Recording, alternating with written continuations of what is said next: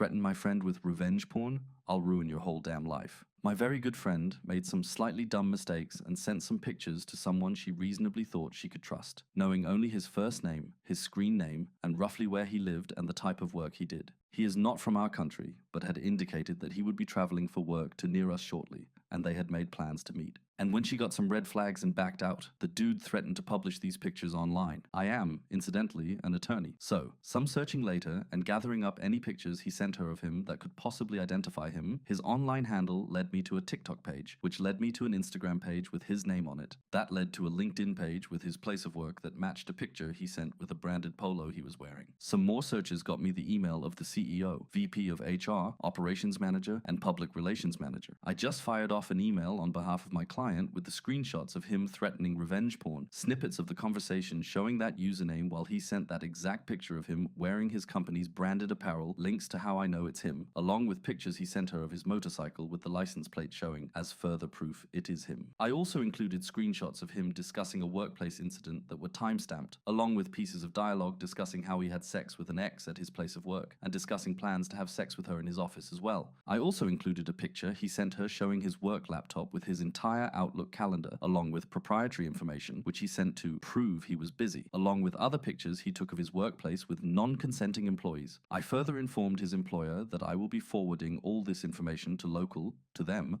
law enforcement, and since he had indicated that he would be traveling to the United States soon, will also forward this to the local office of the Federal Bureau of Investigation. As my client is a U.S. citizen on U.S. soil, these threats constituted a federal crime. So, should they continue with his employment and continue with their plans to send him to the United States for work, I will ensure, on behalf of my client, that federal law enforcement is waiting for him on arrival, which I will do, as one of the assistant U.S. attorneys for this region is a law school buddy of mine. Since I have his license plate number, I know where he lives and will be contacting his local authorities tomorrow. You dumb motherfucker, thinking you were hiding behind anonymity, thinking you could threaten my friend? It took me 45 minutes to destroy your life, barely 12 hours later. Before I get into the update though, I want to clarify a few things from my original post, primarily about the contact to the employer and why. Some questioned its truthfulness. While the entire story is true, some details were omitted for various reasons. There was more I had in our possession that did positively identify this individual. So, would a lawyer contact his employer, like some stated would not be done? Depends. I did not do what I did on behalf of a client who retained me. I did it as a friend to help a friend. And as her friend who is also a labor and employment law attorney, I knew exactly how to squeeze this. And here's the thing. I was absolutely aware from the onset that the revenge porn threat would go nowhere with his employer, even if I could clearly lay out how the person with this screen name was in fact this person who works at this company. All we had are screenshots. If it was just the revenge porn threat, any employer would go, well, thank you for bringing it to our attention, but even if we accept our employee uses this screen name and we neither confirm nor deny anyone of that name works here, we have no provenance on this. This is just an alleged screenshot of an alleged conversation that could be easily edited and manipulated. Please feel free to pursue this with local authorities, and rest assured, should we be asked to, we will cooperate fully with any law enforcement inquiry, but we have no further comment at this time. And I know that's what they would say because that's exactly what I would say. An alleged screenshot of an alleged conversation that was allegedly sent under an alleged username that is allegedly one of our employees? Whatever, dude. Call the cops if you're worried about it. We'll answer them honestly if they come to us. The issue wasn't the revenge porn threat, it was the picture of the contents of the work laptop, because that can't be faked. There's no way for her or me to create a false image of the actual proprietary information on his work computer unless he sent it. There's no way for me or her to have possession of images taken of his coworkers without their consent unless he sent them. That's what would get him fired. So I advised my friend not to block him, to sit back and wait and not respond to anything, but let him dig himself in deeper. And respond he did. He's been fired, so, with now definitive proof that the individual in the online conversation is in fact this person, we'll forward it all to the local authorities in his country, along with his license plate number. They're more than capable of getting his home address. I ruined my ex-boyfriend's life 20 years ago, and I just made sure it stayed ruined. When I was in college in the 90s, I met Jake, then male 23, through mutual friends. He had already graduated and was planning to move to the opposite side of the United States for grad school, and I had already been making plans to move with friends only a 90-minute drive away from where he was moving to. We had so much in common, fell in love, and it really seemed like fate. Both planning to move 3,000 miles and landing so close together. He had 2 sisters and a younger brother who were all awesome people, and I became instant friends with them as well. Because he was in school and I was working, I would usually go to him to hang out on on weekends. He was renting a house with 2 roommates, also in his program. We were young, so money was tight, but we had fun, went for taco dates, and spent a lot of time at his house where he was breeding and selling small animals. Jake was an animal sciences PhD student, so being around animals was normal, and I loved it. I met and became friends with his advisor's wife, Mary, F. mid-50s, who worked in administration at the university. She is a lovely woman, and I would often have lunch with her when I went over on weekends. Jake was a teaching assistant, and I met other people in the program and made friends with them faster than he did. After about 2 years of dating, I was at the house one day, laying in bed together, in a state of some undress, and he said, out of the blue, he was concerned I'd been gaining weight, and it made it harder for him to be attracted to me. No concern about my health, it was all about him finding me unattractive. I sat up and said, well, then maybe you should make sure there is better food for me to eat than crackers and cheese when I come up on weekends. Even at 23, I didn't take that kind of bullshit. I had gained maybe 10 pounds since meeting him 2 years earlier and still wore the same size clothes. I wasn't going to engage in a fight about it. After all, it was his problem, not mine, so I asked him calmly, so what is your solution to this? He stared at me blankly and said, well, I guess that you should try to lose weight. And I said, nah, I'm not going to do that, so what are you going to do about it? He said, well, I guess nothing. I wanted to let you know how I feel, and I said, cool, thank you, put my clothes back on, went to sleep and drove home the next day as usual. We keep dating, and about 3 months later, he called me and said he wanted to break up after close to 3 years. The reason, and I quote, you don't know enough about science. He felt like he couldn't have a conversation with me about his work where he didn't have to use common names for animals instead of scientific ones. I said, well, that's bullshit. What's the real reason?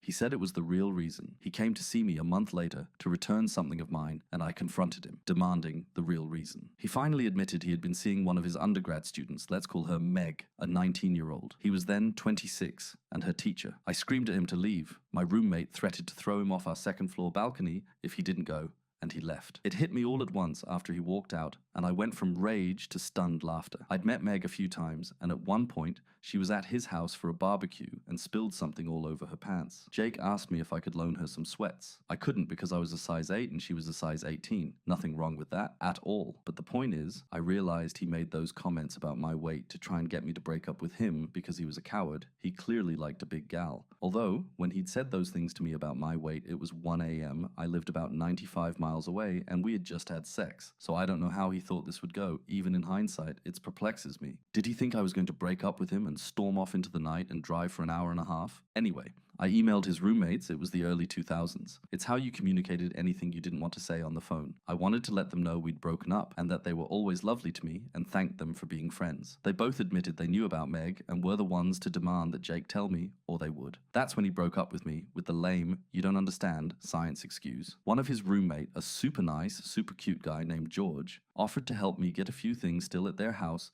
that he had collected for me away from around the house. He suggested I come up for the weekend, we go out and drink and have a good time, all the things Jake didn't want to waste money on, and I said sure. So I went up and George let me into the house while Jake was gone. I took photos of all of his animals because while I might not be a PhD student, I paid attention and I knew he had an endangered species in his care. He wasn't breeding it. It was an unreleasable animal he had taken in from a rescue organization. There was paperwork he had to submit with a $25 fee and he refused to do it, saying he didn't want the government in his business. I took photos of that animal, all his breeding conditions, and a photo of an animal not allowed in the state, which was in a tank, right next to a window and visible from outside. I then went out for a night on the town with George. We stumbled in early, around midnight, so Jake and Meg, who were watching TV, would see me in a short dress, drunk, and George practically carrying me. I spent the night in George's room. He was a total gentleman, but made sure to leave the room and parade past them in his boxers a few times, and we giggled and moaned loudly so they could hear us. When I went to leave the next morning, Jake said, I didn't have to act like a whore in front of him as I ate a donut, slowly in my rumpled dress with messy hair, while George beamed at me and then planted a kiss on my head. Meg looked ashamed, not quite knowing where to look, and I said, have fun with my leftovers, and walked out. I wanted to think the petty, loud, hook up, and a few juvenile insults was my revenge. It was not. The next day I had my photos developed and called the State Office of Fish and Wildlife. I reported the animals in the house, the potential overcrowding of breeding animals, and the 2 animals he shouldn't legally have at all in the state, and asked them how to make a report. Turns out Jake wasn't well liked by his peers in his program or by his roommates, but I was. George had suggested that he and their other roommate could submit complaints to the university that a TA was sleeping with one of his students and showing her favoritism. The night we were out at the bars, we made sure to tell the story to anyone who they knew. They made sure all the women in his classes knew he was sleeping with Meg. It wasn't a large program, so people knew fast he had cheated and was now dating his student. George and the other roommate made sure people knew they had put in complaints, sick of Jake's entitled bullshit. With my full statement made and photos sent to the state wildlife officials, I called my friend Mary, Jake's advisor's wife. She knew about the breakup and lame reason, and I let her know he admitted he was sleeping with a student. I'd been emailing with him, and he admitted to it in writing, so I sent that to Mary. To say she was not happy about that was an understatement. She said she made sure it would be investigated and told her husband, Jake's direct advisor, while I was on the phone with her. Speaking of investigations, a few weeks later, George called me, giddy, to say state fish and wildlife officials were there confiscating animals. He told them he would be happy to tell them whatever they needed to know. Meg was there when it happened and told the officials as far as she knew all the animals belonged to her boyfriend Jake and that they were all legal. That put George and the other roommate in the clear. One animal was kept in the backyard, so it was implied to Jake that a neighbor reported it. While they were there to investigate, they knew to look in the back window to see the far more problematic, illegal to have in the state under nearly any circumstances. Animal. Since George was on the lease, he was able to let them in to investigate in the house. The animals were all in communal areas, and the officers stayed there for a few hours and returned with a warrant to take all the animals and enter Jake's room to investigate. George and the other roommate let them into their rooms with no issues and were quickly cleared. Meg apparently couldn't get a hold of Jake and eventually drove to the university to find him. Remember, no cell phones yet. It was a good day. The only animals they left was some guppies in a fish tank. Now, PhD students need grant money to do research, and a large part of animal studies funding comes from the federal government. Jake had just gotten an EPA grant right around when he broke up with me, so I called the EPA and asked how I would report that a person with a federal grant was being investigated for illegally harboring endangered animals. Long story short, he lost his EPA grant and had to make restitution on what had already been used, close to $30,000. He would never be able to get another federal grant. He avoided jail time on the state charges since all the animals were in good health, but lost all his breeding animals worth thousands of dollars since they were collected for safekeeping during the investigation when the 2 illegal animals were taken. In the end, he owed a $15,000 fine and the 2 animals went to a nearby nature center. For years, I would stop by if I was in the area to visit them. The university revoked his scholarship and fired him from teaching for having an inappropriate relationship with a student. He somehow escaped being expelled, but it always shocked me that he never tried to hide the relationship with Meg and was so stupidly self-assured he didn't even wait the 4 weeks until she would have been done with his class to start publicly dating her. By the university rules, he would have been in the clear to date her, not being her teacher anymore, and she would just have to avoid any classes he was a TA in. It never fails to make me laugh. After a few months, I emailed his sisters and told them I missed them because Jake broke up with me after trying to call me fat and cheating on me, and I felt weird contacting them. The girls told me he told the family I broke up with him because of the distance. I forwarded them emails that Jake wrote after the breakup, talking about how he fell for Meg and he was sorry about it, but it was true. I couldn't keep up with him academically, and it made him attracted to Meg. Jake managed to convince his dad to pay for 1 more year of school so he could get a master's instead of a PhD, and while I stayed in contact with his sisters and brother via email and then social media, I largely let it all go. I got even, made some friends, Mary became like an auntie to me, and I went on with life. I went on to get a master's degree myself and my specialty, helping scientists and doctors communicate their work to lay people. You know, us dummies who can't remember all the scientific names. I swear, it happened by accident, not design, but I love it, and I work with everyone, from small-town doctors and nurses, to pharmaceutical companies, to museums, to state and federal governments, to film and TV producers. I travel a lot and speak and get to learn a lot of cool things about our planet and how things work. I knew through his siblings that Jake and Meg got married and had 2 kids. Meg dropped out of the sciences and became an accountant. Jake went back to breeding animals. Every once in a while, his sisters or brother would tell me something over for lunch or via text, but we had our own relationship that exists outside of him. Apparently, when I sent a wedding gift for one of his sisters, he loudly complained at a co-ed bridal shower that all of his siblings still were my friend and didn't make an effort to embrace his now wife, Meg. Apparently, the sister just laughed and said, "I don't make it a habit to be friends with homewreckers." This is how Jake's parents found out how their relationship started and ours ended, 10 years after we broke up. Jake never found out I was behind reporting him to the state, and in the end, I didn't lie about a single thing except maybe exaggerating a drunken makeout session with George, who is now a successful and tenured professor with a lovely wife and daughters. Fast forward about 20 years to a few weeks ago. I was at a university giving a lecture to a room of 250 undergrad and grad students. In the end, I was mingling with the student afterwards, and I hear a voice say, "Hey, long time no see," and I realize it's Jake, and I didn't change the expression on my face at all.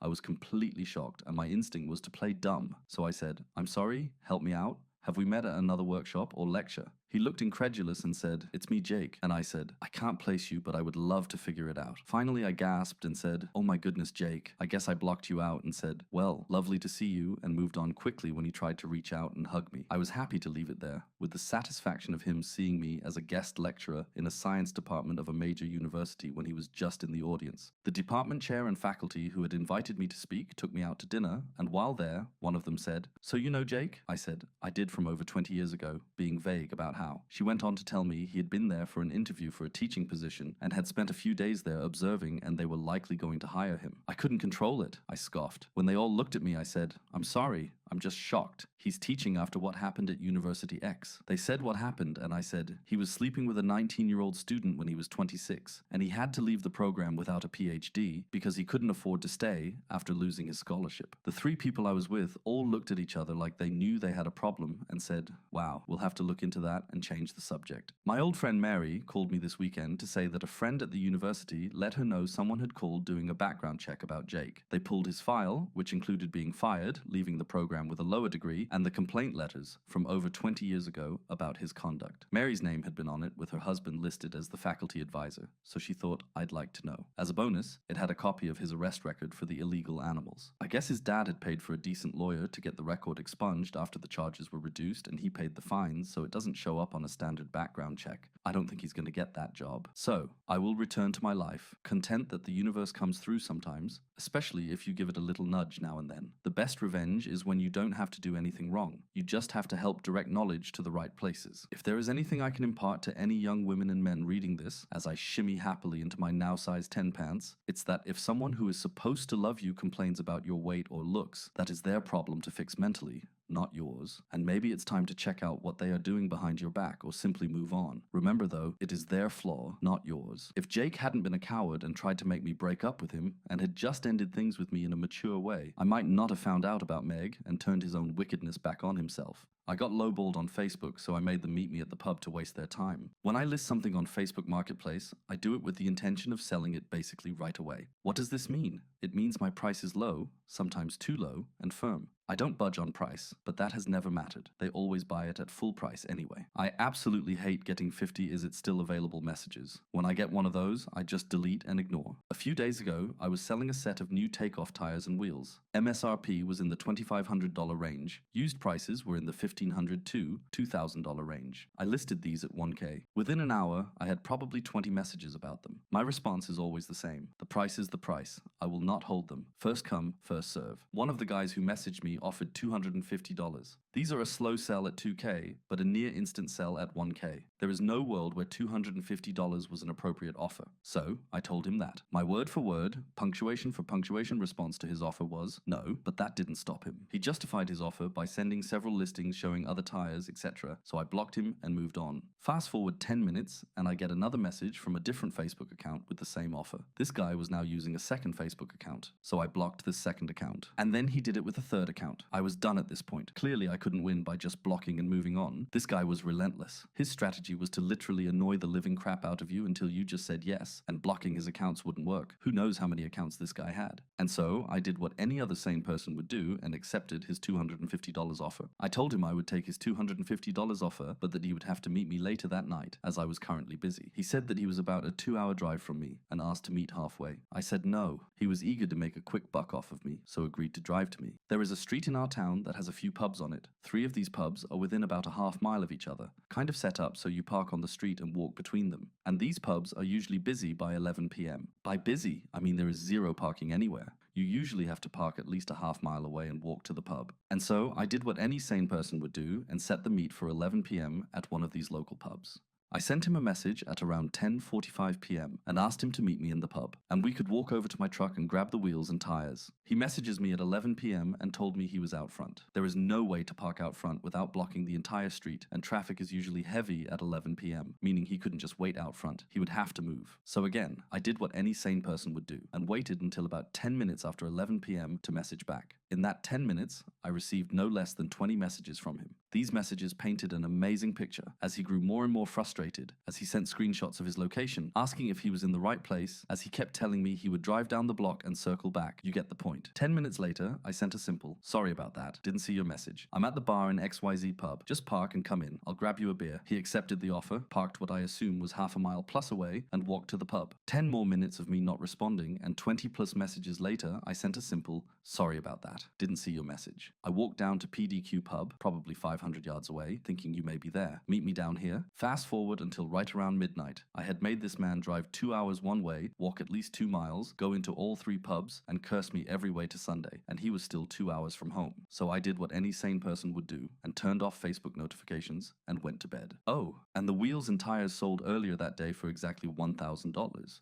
Stick me with hidden charges, I'll show you. So this past Christmas, my missus and I purchased one of our 9-year-old son's Santa gifts from a certain UK sports retail company that also have many stores here in Ireland as well. It was a football rebounder, kind of like a trampoline that you kick the ball at and it bounces back to you. Anyway, we purchased it from their Irish website and thought nothing more of it. A few days go by and we get a notification from a certain brown uniformed courier company that there are customs charges due on something. And as you can imagine, we've bought many things for the kids, so we had to double check what we've ordered and we didn't have anything left that was being imported. So we naturally assumed it was a scam. So I told the wife to call the company and find out who shipped it, and it was a different courier company based in the UK. After a bit of digging and investigating, it turns out that it's our rebounder. They had shipped it from the UK via a local carrier to the brown uniformed guys to deliver to us. Now, my wife and I are both on disability, so an additional charge of almost $50 when you're both already on a fixed income is harsh, especially at Christmas. So I told her to pay it and I'd deal with the retailer. The first day I called, I had to call 3 times, being stuck on hold for at least 20 minutes each time, but I was patient and polite because I've worked in a call center before, so I knew those people are only doing their job. But I asked to speak to a manager and was promised a call back each time. That never happened. The second day was quite similar. The third day I was starting to get annoyed, so called back, waiting even longer on hold, and finally wasn't taking this shit any longer. I told the rep that all I wanted was the €50 back because our consumer rights in Ireland dictate that a person must be informed of any additional charges on a purchase, at the very latest, by the final checkout screen, and in this case, there was nothing to show that, and I could easily replicate that issue by putting the same item in my basket and going all the way to the checkout screen again,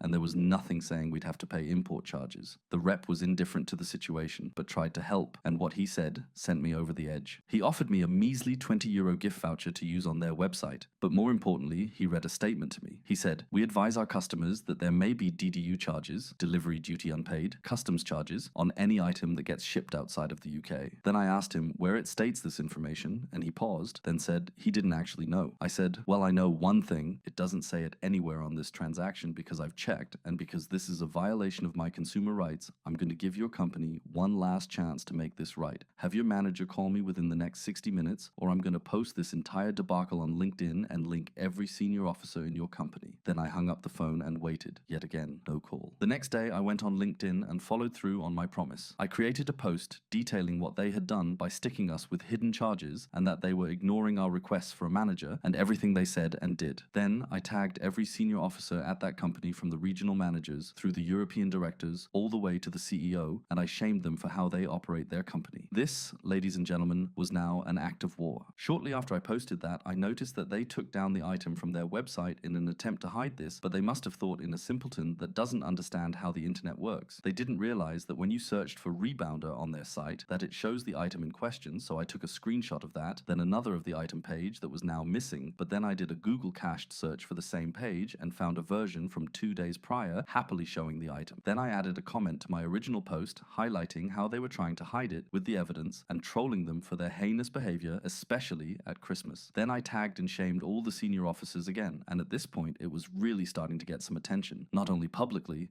but 3 people in incognito mode viewed my profile. I wonder who they could have been. So naturally, I took a screenshot of the 3 mysterious visitors listed on my profile and did the same thing. Commented on my own post, highlighting it and trolling them for their incompetence.